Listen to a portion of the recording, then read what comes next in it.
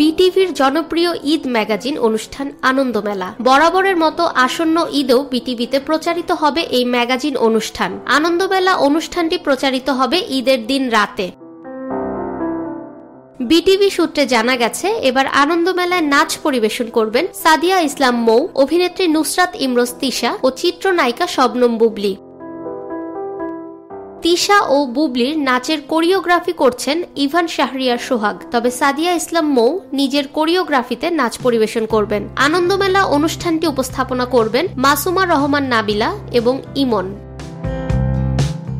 21শে March থেকে এই অনুষ্ঠানের রিহার্সেল শুরু হবার কথা রয়েছে। 50 মিনিটের অনুষ্ঠানটি প্রযোজনা করছেন মাহবুবা ফেরদৌস, মোহাম্মদ হাসান রিয়াদ ও মোহাম্মদ মনিরুল হাসান।